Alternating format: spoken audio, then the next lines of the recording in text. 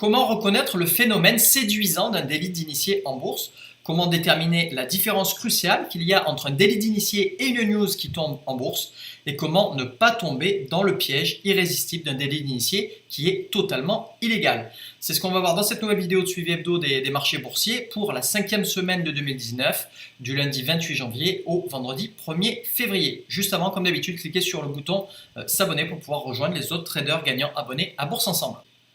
Alors avant d'attaquer cette vidéo, est-ce que vous pouvez me dire ce que vous pensez de la nouvelle série de vidéos intitulée Conseil Bourse que vous pouvez retrouver sur YouTube et sur les autres médias sociaux? Je vous rappelle, ce sont des vidéos courtes d'1 minute chaque jour pour vous aider en bourse et en trading et avec votre argent. Donc répondez-moi dans les commentaires pour me renseigner. Alors au niveau des marchés actions européens et américains, on a eu une hausse partout cette semaine, sauf le DAX avec le marché allemand. Donc de moins 0,90% pour le DAX à plus 1,84% pour le FTSE 100. En hebdomadaire, les marchés américains sont en zone orange, c'est-à-dire sans tendance réelle, et se rapprochent de la zone verte, c'est-à-dire la tendance haussière. Le CAC 40 et le FTSE 100 repassent en zone orange depuis la zone rouge, c'est-à-dire ils étaient en tendance baissière, et le DAX reste en zone rouge, mais se rapproche de la zone orange. En journalier, tous les marchés restent en zone orange de nouveau, et le quatrième rebond technique depuis fin septembre, début octobre semble être le plus solide. Les US commencent à sortir d'affaires et se rapprochent de la zone verte en journalier. Pour les autres marchés, c'est encore loin d'être gagné. Alors le Nasdaq a affiché une hausse de plus 1,38%. On continue dans la série des hausses. Vous voyez que le Nasdaq est toujours en zone orange, mais se rapproche de la moyenne mobile à 50 semaines, donc se rapproche de la zone verte. Et ce quatrième rebond technique, une fois qu'on aura passé la moyenne mobile à 50 semaines, on sera de retour dans la zone verte et véritablement retour en tendance haussière. Je vais basculer en journalier pour vous montrer aussi qu'on est en zone orange. On se rapproche de la moyenne mobile cette fois-ci à 200 jours pour se rapprocher donc de la zone verte en journalier. Le gros de la hausse a eu lieu mercredi et jeudi. Et donc on est toujours sur cette zone de support pour pouvoir continuer à rebondir. Le S&P 500 qui a affiché une hausse de plus 1,57%, scénario très similaire au Nasdaq. On est sur la partie haute de cette figure d'élargissement dans laquelle on évolue depuis fin septembre, début octobre, et on vient de casser en sortant par le haut et en se rapprochant donc très fortement de la zone verte aussi. Donc on est toujours techniquement en zone orange, c'est-à-dire sans réelle tendance, mais on est bientôt de retour en tendance haussière évidente. Voilà, on voit la cassure de la résistance et le rapprochement aussi en journalier de la moyenne mobile à 200 jours et donc de la zone verte aussi. Pour les marchés européens, c'est un petit peu moins rose. Pourquoi? Parce que déjà le DAX a affiché la seule baisse de la semaine, moins 0,90%, et on voit qu'on n'a encore pas sorti d'affaires. On est toujours en zone rouge en hebdomadaire. On est sur la partie haute maintenant de la figure d'élargissement baissier. Et donc le scénario le plus probable, c'est de venir buter sur cette résistance à l'entour des 11 500 points et de repartir à la baisse. Regardez en journalier, voilà, on est en zone orange et on n'est toujours pas sorti d'affaires. On est encore assez loin en journalier de la zone verte aussi. Le CAC 40, lui, a affiché la plus forte hausse de la semaine, plus 1,90%. Le scénario est un petit peu plus favorable que sur le marché allemand avec le DAX et on est repassé en zone orange aussi. Au niveau des opportunités actions de la semaine, je vous rappelle qu'on est toujours en période d'annonce de résultats aux US pour le 4e trimestre de 2018. Donc vigilance quand vous prenez des positions et surtout pas à moins de 10 bougies en journalier avant l'annonce. On a eu encore un peu plus d'opportunités à la hausse que d'opportunités à la baisse cette semaine. Ce quatrième rebond technique commence à ressembler au bon rebond pour un retour à la hausse. Alors prudence quand même, restez équilibré entre les hausses et les baisses. Prenez seulement les meilleures opportunités dans les deux sens et soyez très sélectifs. Il y a aussi beaucoup de délits d'initiés qui se produisent juste avant des annonces de résultats trimestriels, semestriels ou annuels ou quand il y a des news qui tombent. Qu'est-ce qu'un délit d'initié? C'est tout simplement une fuite avant l'annonce. Des petits malins ont des informations de manière illégale et vont pouvoir acheter et revendre de manière massive juste avant que l'annonce tombe réellement. Donc je conseille, c'est ne jouer surtout pas à ce jeu qui est totalement illégal et plutôt au contraire essayer de suivre ce qui se passe juste après. Ça par contre c'est légal, c'est plus facile, c'est beaucoup moins risqué aussi et puis ça rapporte beaucoup quand même, pas autant que le délit d'initié qui est illégal bien sûr. Mais donc on va voir un exemple dans un instant pour faire la différence entre le délit d'initié et la news qui tombe juste avant l'annonce de résultat.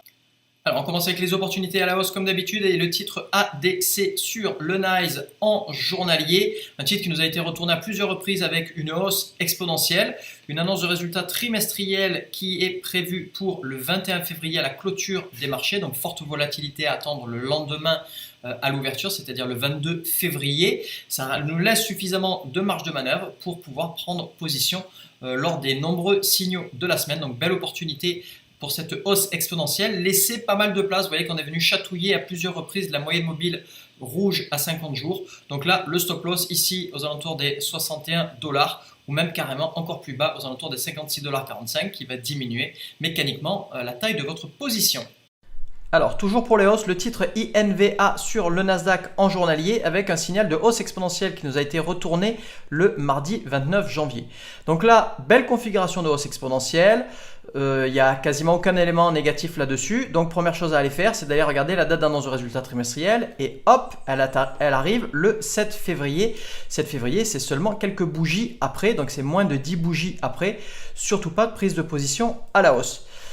Et qu'est-ce qui se passe le lendemain? On a une grosse dégringolade, on a même un gadin imprévu qui se déclenche le mercredi 30 janvier. Est-ce que de nouveau c'est une prise de position sympa pour le gadin? Ben non, de nouveau on a une annonce de résultat trimestriel qui est beaucoup trop proche. Donc dans tous les cas, c'est à bannir.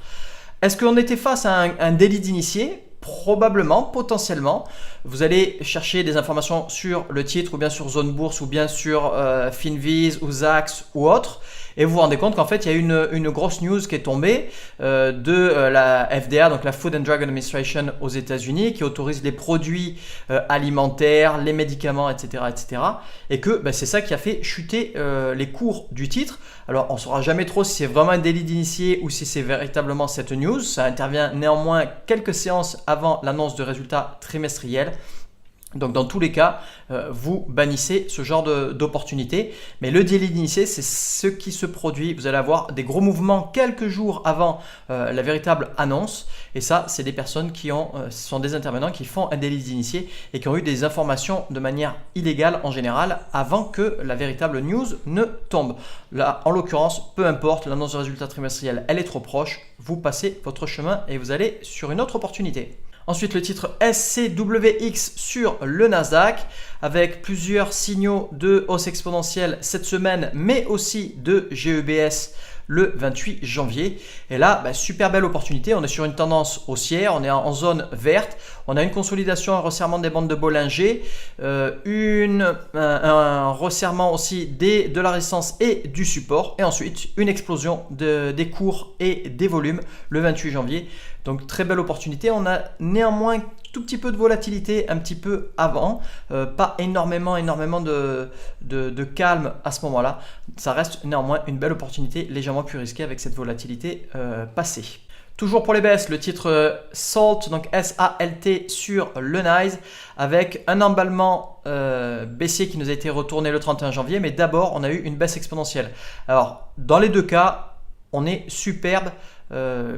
Aussi bien la prise de position pour la baisse exponentielle que pour l'emballement baissier. La baisse exponentielle, vous voyez très bien qu'on est sur un titre qui est en zone rouge, les moyennes mobiles qui s'élargissent, on accélère de plus en plus à la baisse, donc aucun souci de ce côté-là. Si vous n'avez pas pris de position au moment du signal de baisse expo, le lendemain, il y avait l'emballement baissier aussi.